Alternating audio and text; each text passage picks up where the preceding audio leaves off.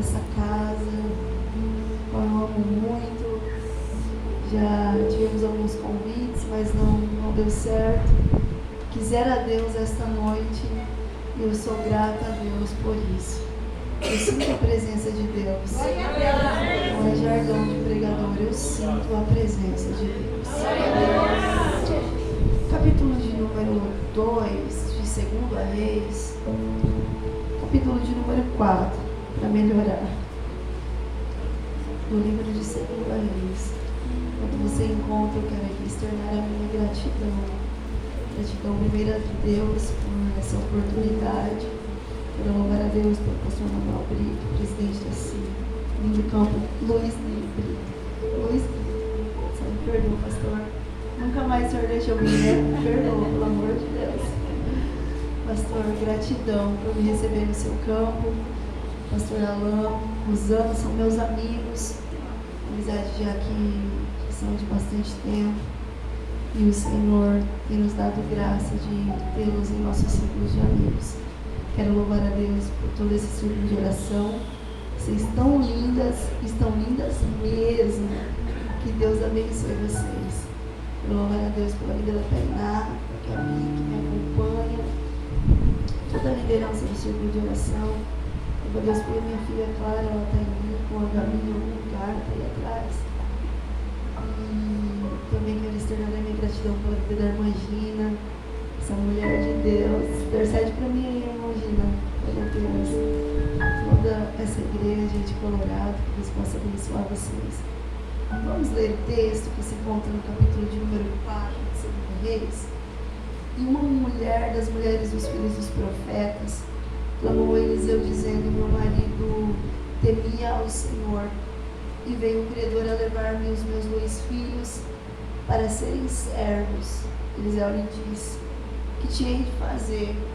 Declara-me o que tens em casa. E ela disse: tua serva não tem nada em casa.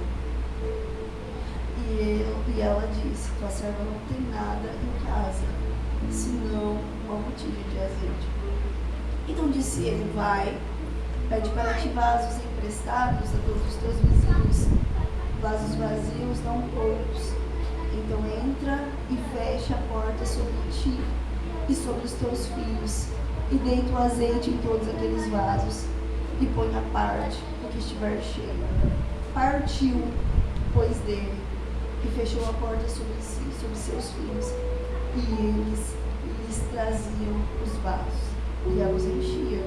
Sucedeu que, cheios que foram os vasos, disse ao seu filho: traz-me ainda um vaso. Porém ele lhe disse: não há mais nenhum vaso. Então o azeite parou.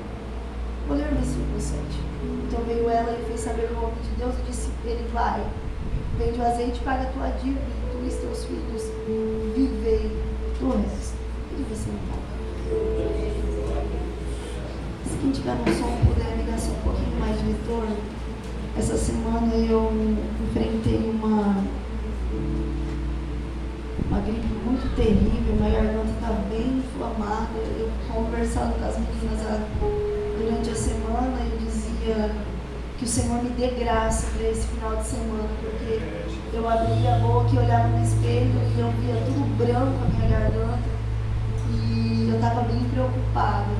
Até disse para elas que ontem eu tomei 2 comprimidos de astromedicina.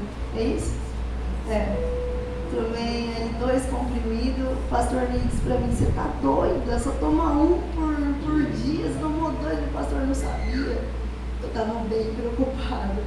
Mas o Senhor, pela sua misericórdia, nos deu graça. Nós estamos aqui esta noite. Capítulo de número 4, para que possamos falar aqui um pouquinho, é o cumprimento de uma promessa. Deus havia cumprido uma promessa na vida de Eliseu. Eliseu é o moço que vai ser o sucessor de Elias. Ser o sucessor de Elias não era para qualquer um. Esse moço vai chamar primeiramente a atenção de Deus antes de chamar a atenção de Elias, porque antes mesmo dele ser escolhido, de Elias o chamar, Deus havia escolhido Eliseu, porque quando Elias foi levado aos céus, a palavra de Eliseu foi: me dá porção dobrada daquilo que você tem. Deus nunca vai escolher alguém que quer viver o que alguém já viveu. Deus nunca vai escolher alguém que se limita a viver o que alguém já viveu. Ele está olhando que Elias é um profeta cheio da presença de Deus.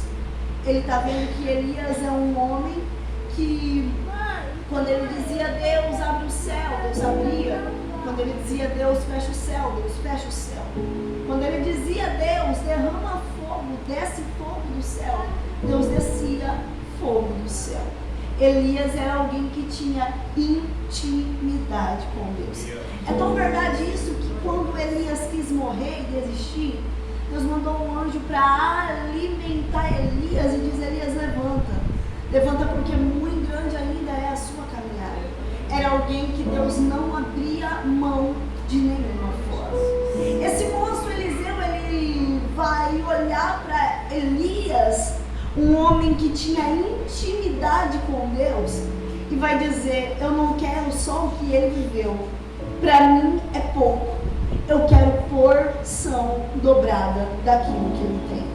É bem verdade que isso, para a visão humana, para o profeta que Elias era na época, representação de Deus na terra, era algo que ao olhar humano era impossível acontecer.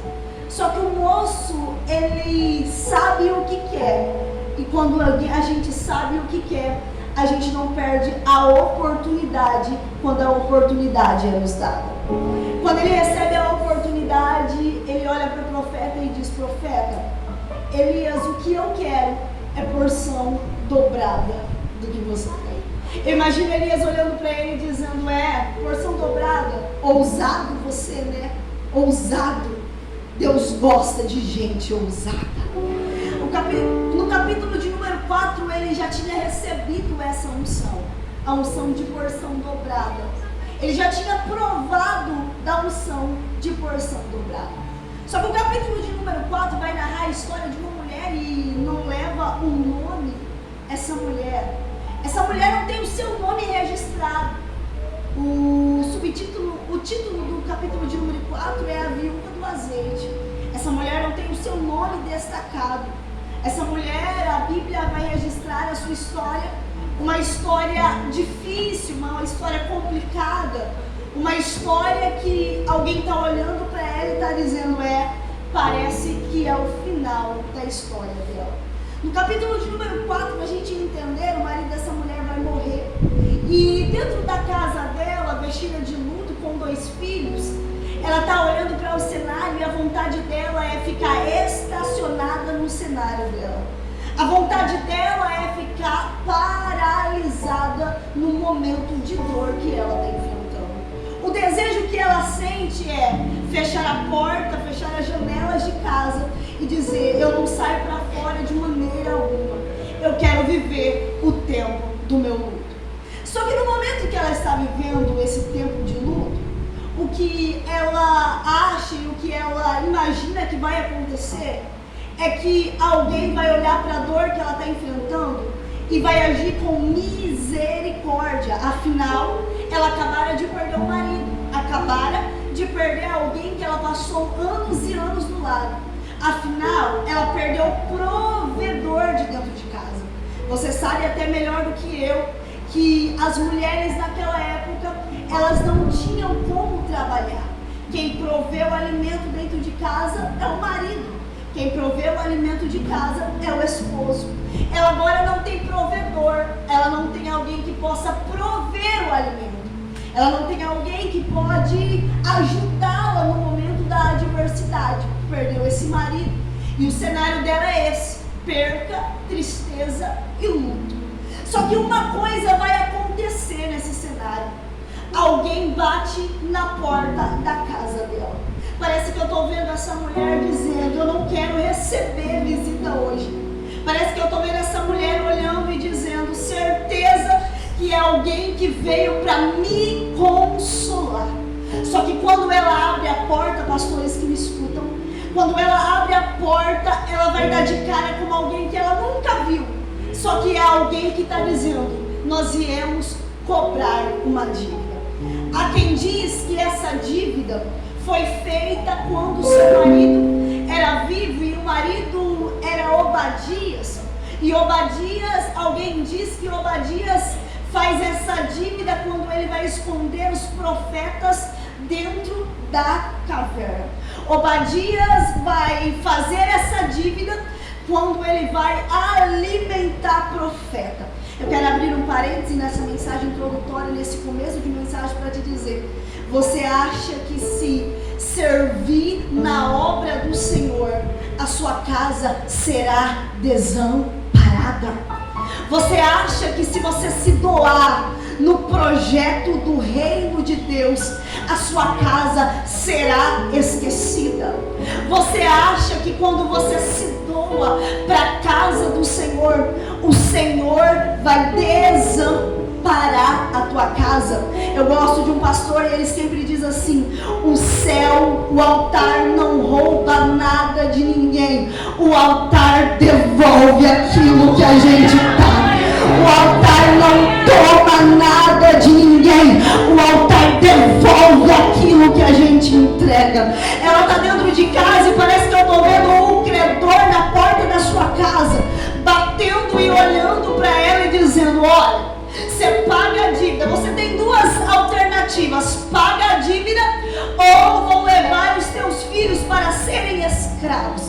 Ela entra para casa, dá um passo para dentro, olha para o cenário de casa, não tem nada em casa, só tem filho chorando por causa do Lu. Ela está olhando e está dizendo: se eu ficar aqui, vai continuar do mesmo jeito. Se eu continuar aqui, vai continuar a mesma história. Se eu continuar aqui, o cenário não vai ser mudado. Se eu continuar aqui, amanhã não vai ter comida, depois da manhã não vai ter comida, depois não vai ter dinheiro para pagar. Mas eu estou decidida a sair desse posicionamento para viver algo que eu nunca vivi. Ela passa pelos credores, isso aqui mexe comigo, porque o texto diz que ela está indo em direção à casa de Eliseu. E as mulheres daquela época eram mulheres que elas nem olhavam no rosto de um homem. E isso mexe comigo, porque olha alguém, o século que ela vive, está olhando e está dizendo: eu estou indo atrás de um homem profeta. Alguém está olhando para ela e está dizendo: você está louca. A mulher não pode nem olhar no olhar do homem, você vai falar com ele. Só que eu gosto de Deus, sabe por quê? Porque quando as coisas estão ruins, muitas das vezes ele permite piorar as coisas só para nos mover de lugar. Se o credor não bate, ela não sai. Se o credor não bate, ela não muda. Se o credor não bate, ela fica dentro de casa. Mas eu saí de casa com uma palavra profética. E se você vem pro culto essa noite, levanta a tua mão, levanta a tua mão. Deus te trouxe aqui para te dizer essa noite: tá doendo, mas é eu te movendo de lugar. Tá machucando, mas é eu te movendo de lugar. Patrícia, o credor tá batendo pela mulher, não. O credor tá batendo porque Deus quer te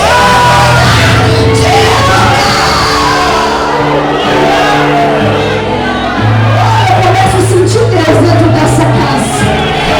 Mexe com alguém aí, mexe com alguém aí, fala pra ele: não vai te matar, vai te mover. Não vai te matar, vai te mover. Não vai te matar, não vai te matar, vai te mover. Tem alguém entendendo a palavra do Senhor? Não vai matar, vai mover você de novo.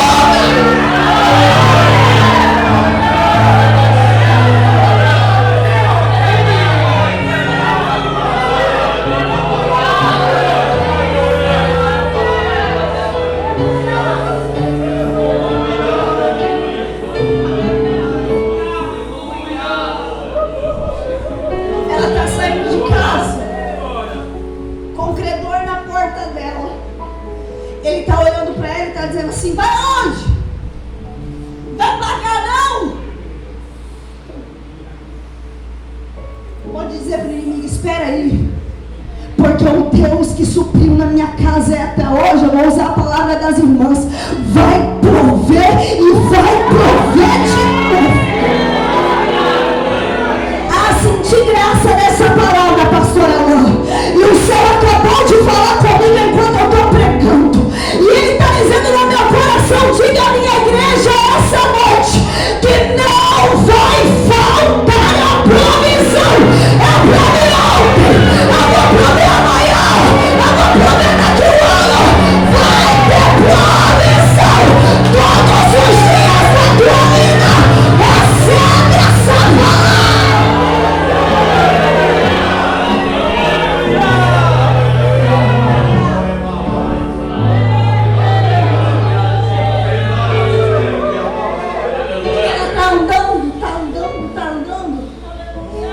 palavra dela é: o profeta vai resolver.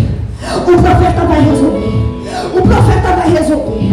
O profeta vai resolver. Só que quando ela chega, é o texto quem diz que ela começa a falar: olha, profeta, está acontecendo um negócio lá em casa. O meu marido, teu servo, morreu. E tu sabes que ele temia ao Senhor. E tem credores na porta da minha casa, querendo cobrar a dívida que ele tinha antes de morrer. Eu gosto do profeta, porque ele levanta a mão para o céu assim, pastor, e ele olha para ela e diz assim: mas o que hei de fazer? O engraçado é que ela está saindo de casa e diz assim: o profeta vai prover. O profeta vai prover. O profeta vai prover. Vai valer a pena sair de casa.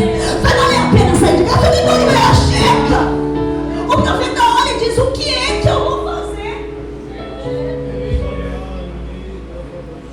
Sabe o que é isso aqui?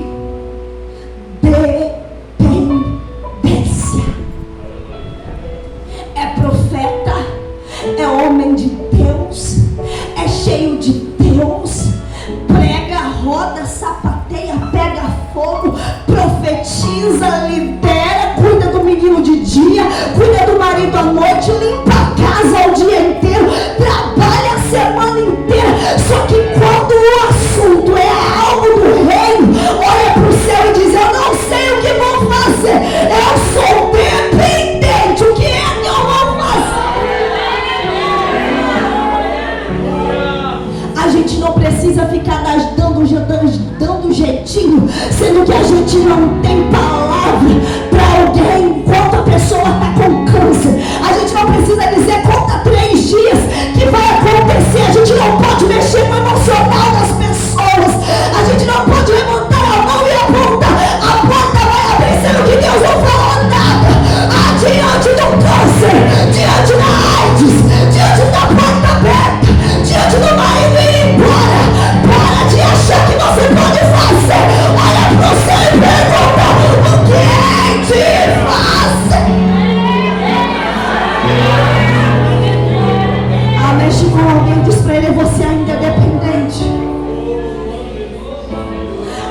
Mexe com alguém, diz para ele: você ainda é dependente. Eu sei que você prega, que você canta, eu sei que você lidera, que você chega, que você profetiza, mas você ainda é dependente. E quando a gente é dependente, a gente não anda por aquilo que a gente quer, a gente não anda pela nossa lista, a gente anda por fé.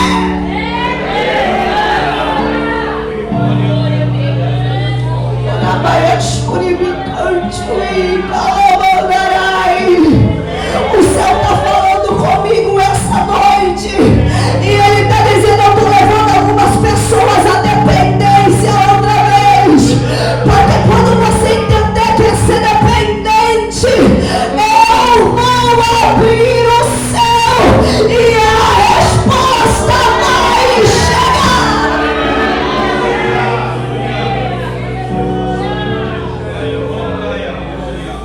O que é que eu vou fazer?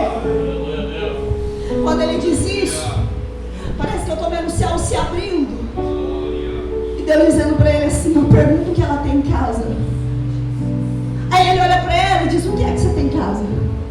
Ela olha e diz: eu não tenho nada, porque comparado ao que ela precisa, o que ela tem em casa não é nada.